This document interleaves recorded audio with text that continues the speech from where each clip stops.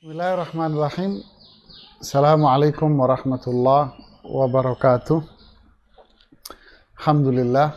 Nahmaduhu wa nasta'inuhu wa nastaghfiruh. Wa na'udhu billah min syururi anfusina wa min sayyiati a'malina. May yahdillah fala mudhillalah. Wa may yudlil fala hadiyalah. Asyhadu an la ilaha illallah. Wa asyhadu anna Muhammadan abduhu wa rasuluhu la nabiyya ba'dah, amma ba'd. Para jamaah, alhamdulillah hari ini hari Rabu, tanggal berapa ya? Tanggal 19 ya, Agustus. Kita kembali mengkaji keutamaan dari sholat sunnah. Ya, pada pertemuan lalu kita bicara satu keutamaan yang luar biasa dari amalan sunnah ini, yaitu apa? Rumah di surga. Itu Allah janjikan rumah di surga bagi mereka-mereka yang menjaga rajin melakukan sholat sunnah rawatib. Ya, man hafadha ala Thintai asyara raka'atan fil yaumi wa laylah banallahu lahu baitan fil jannah. Siapa yang menjaga sholat sunnah 12 rakaat sehari semalam, Allah bangunkan dia rumah di surga. Masya Allah. Di dalam hadis Abdullah ibn Umar, beliau mengatakan, hafidtu min Rasulullah. Saya melihat Rasulullah SAW, beliau melakukan sholat sunnah rawatib ini 10 rakaat. Jadi ini berdasarkan apa yang mereka lihat dari diri Rasulullah Sallallahu Alaihi Wasallam. Luar biasa, ini baru amalan sunnahnya. Ya, amalan sunnahnya. Bagaimana dengan amalan-amalan wajibnya? Ya, bagaimana dengan amalan-amalan wajibnya? Tentu ini akan memberikan pahala yang lebih besarnya lagi, pahala yang lebih besar lagi. Kita tahu amalan sunnah ini kan memang amalan ini sendiri melahirkan pahala yang besar. Ya, pahala yang besar. Kemudian apa? Menutupi kekurangan-kekurangan yang ada pada amalan yang wajib. Ya, luar biasa, sungguh besar kasih sayang Allah Subhanahu wa taala kepada hambanya. Kemudian kita lanjutkan dengan lebih spesifik lagi, kita bicara tentang sholat sholat qobliyah subuh. Nah, sholat qobliyah subuh, di mana Rasulullah SAW mengatakan man sholla raka'atil fajri khairun minad dunya wa ma fiha. 2 rakaat sebelum subuh, ya, 2 rakaat sebelum subuh itu lebih baik daripada dunia dan isinya. Sampai di riwayat yang lain, dalam riwayat Muslim, Rasulullah SAW mengatakan, lahuma ahabbu ilayya minad dunya jami'a. Sungguh 2 rakaat subuh itu sebelum subuh lebih aku cintai daripada dunia dan seisinya. Masya Allah. Berarti seseorang yang rajin menjaga 2 rakaat sebelum subuh, dialah orang yang paling kaya di mata Allah Subhanahu wa ta'ala. Kita lanjutkan lagi, lebih spesifik lagi, kita bicara tentang sholat sunnah yang mengiringi sholat zuhur. Ada apa dengan dia? Ya, ternyata memang sesuai dengan tema yang kita angkat jamaah. Apa itu? Membebaskan pelakunya dari azab neraka jahanam. Subhanallah. Kita lihat di Riyadhus Shalihin di bab keutamaan, kitab keutamaan tentang sholat sunnah zuhur. Hadis dari Abdullah bin Umar di sini radhiyallahu anhuma berkata, "Shallaitu ma'a Rasulullah sallam rak'ataini qabla dhuhri wa rak'ataini ba'daha." Muttafaq alaih. Abdullah bin Umar mengatakan, saya sholat bersama dengan Rasulullah SAW 2 rakaat sebelum zuhur dan 2 rakaat setelah zuhur. Hadis disepakati oleh Bukhari dan Muslim. Tentu ini bisa kita katakan berbeda dengan apa yang dikisahkan oleh Ummu Habibah yaitu Ramlah bintu Abi Sufyan, di mana Ramlah menceritakan bahwa Rasulullah SAW melakukan salat sunnah rawatib zuhur ini, yaitu qabliyah zuhurnya 4 rakaat, ba'diyah zuhurnya 2 rakaat. Ya. Qabliyah zuhurnya 4 rakaat, ba'diyah zuhurnya 2 rakaat. Makanya lahirlah angka 12 rakaat pada total keseluruhannya. Nah, Abdullah bin Umar menyebutkan 2 rakaat sebelum zuhur dan 2 rakaat setelah zuhur. Tentu ini bukan perbedaan pendapat, ya, tidak, tetapi ini berdasarkan apa yang mereka lihat. Ya, Abdullah bin Umar melihat bahwa beliau melakukan yang ini.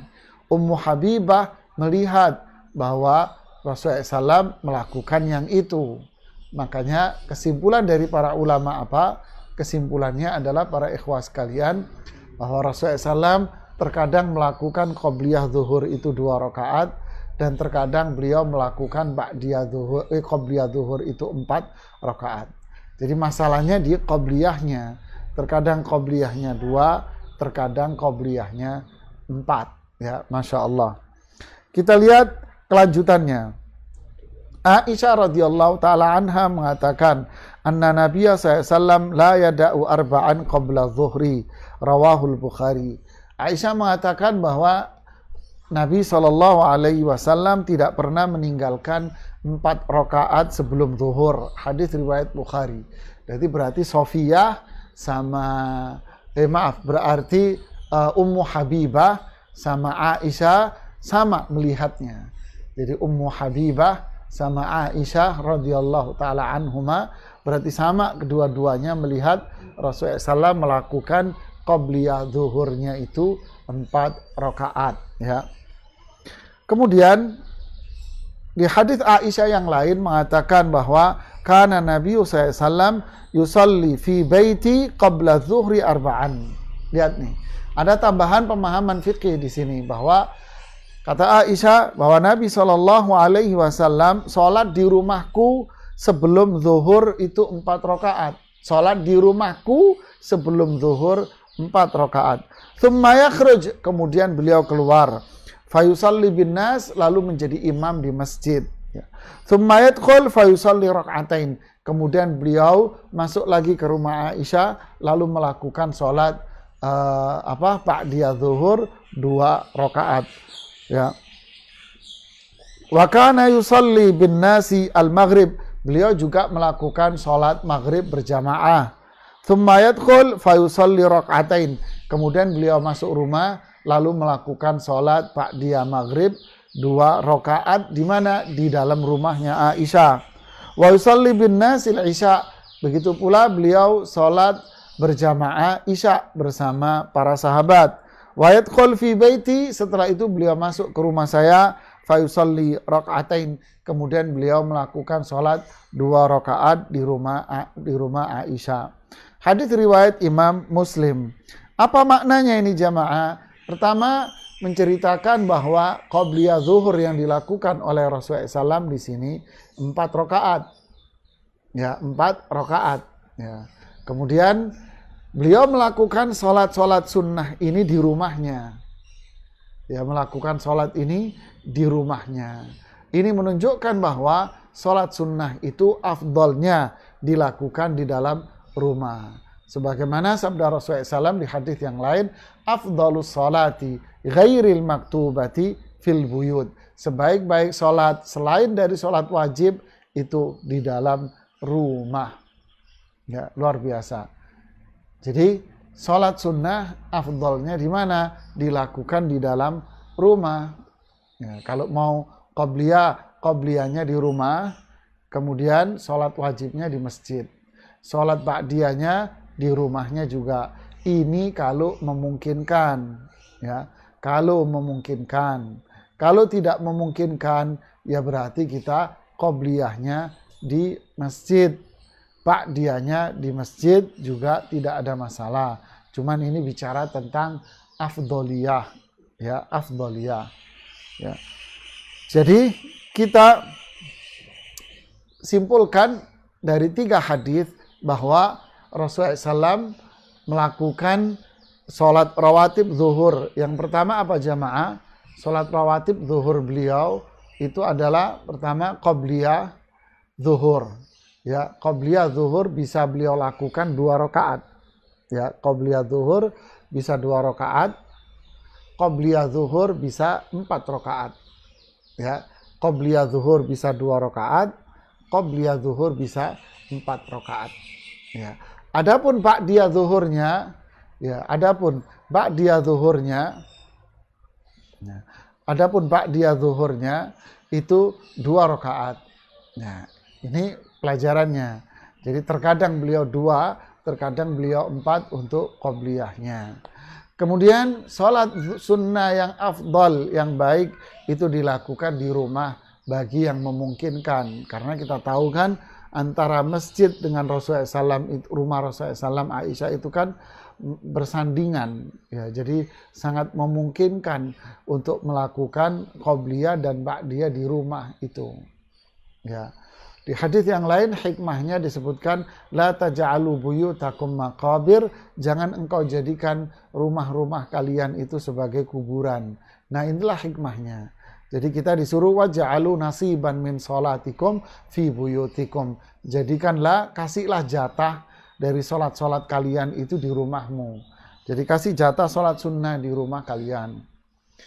Cukup jelas dari apa yang dipaparkan oleh para istri-istri Rasulullah SAW ini dan dipaparkan oleh para sahabat berkaitan dengan ini semuanya. Selanjutnya kembali kepada sahabat Ummu Habibah. Kembali mengatakan Rasulullah sallallahu alaihi wasallam bersabda, "Man hafadha ala 4 raka'atin qabla dhuhri wa 4 ba'daha harramahu Allahu 'alan nar." Nah, ini yang menjadi kita naikin temanya itu jamaah. Siapa yang rajin melakukan 4 rakaat sebelum zuhur, 4 rakaat setelah zuhur, maka Allah akan haramkan bagi dia api neraka. Jadi jawabannya, siapa yang ingin terbebas dari api neraka? Jawabannya adalah rajinlah melakukan sholat-sholat sunnah. Jadi kalau hadis ini secara redaksionalnya, siapa yang melakukan sholat sunnah 4 rakaat sebelum zuhur, 4 rakaat setelah zuhur, maka Allah haramkan bagi dia apa? Api neraka. Subhanallah ya. Api neraka. Padahal kita tahu bahwa ini 4 rakaat setelah zuhur itu tambahan 2 rakaatnya. Itu para ulama fikih sepakat mengatakan itu adalah sholat sunnah rawatib yang ghair muakkadah, yang tidak mendapatkan penekanan lebih. Yang mendapatkan penekanan lebih dari itu semua adalah sholat sunnah. Yang mendapatkan penekanan itu adalah apa? Sholat sunnah ba'da zuhurnya itu 2 rakaat. Jadi setelah zuhur itu 2 rakaat. Setelah zuhur 2 rakaat. Ya, itu yang muakkadah. Ya, setelah zuhur 2 rakaat itu yang muakkadah. Qabla zuhur, lah itu tadi qobliyah zuhur bisa dilakukan 4 dan bisa dilakukan 2. Yang ghair muakkadah saja, yang ghair muakkadah, yang tidak ditekankan saja, itu bisa mendapatkan keutamaan yang seperti ini. Bagaimana dengan sholat sunnah yang muakkad? Ya, bagaimana dengan sholat sunnah yang muakkad? Tentu pahalanya akan lebih mendapatkan prioritas luar biasa. Ya, tentu pahalanya mendapatkan prioritas yang luar biasa. Apalagi yang wajib. Berarti kan kalau kita bikin skala, wajib, sholat sunnah muakkad, sholat sunnah yang ghairu muakkad. Ya. Subhanallah ya. Jadi kita melihat dari hadis-hadis ini saja jamaah, berarti amalan-amalan ini sebetulnya ringan. Ya, ini amalan ringan, tapi pahalanya luar biasa besarnya. Ya, dapat rumah di surga, jadi orang paling kaya, terbebas dari api neraka. Cuman jawabannya adalah mau nggak kita rajin melakukannya. Itu kan kata kuncinya. Sebetulnya sih ringan ya. Cuman yang kelihatan berat itu apa? Jin ifritnya ini jamaah yang berat. Iblisnya ini terkadang iblisnya ini kan jam terbangnya tinggi. Kayak kajian-kajian yang lalu kita katakan, iblis ini jam terbangnya tinggi. Qala anzirni ila yaumi yub'atsun. Kata ifrit iblis, ya Allah, bikin saya ini awet umur saya sampai hari kiamat. Jadi bagi iblis kalau umurnya 200-300 tahun itu masih lucu-lucunya, itu imut-imut gitu ya. Jadi iblis yang sudah profesional berarti umurnya berapa itu? 1000-2000 kali ya.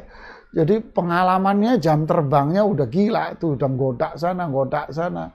Apalagi yang digodak iblisnya, iblis yang paling senior lagi yang godak. Siapa? Iblis yang godak Nabi Adam lagi yang godak kita. Wah, berat ini sudah.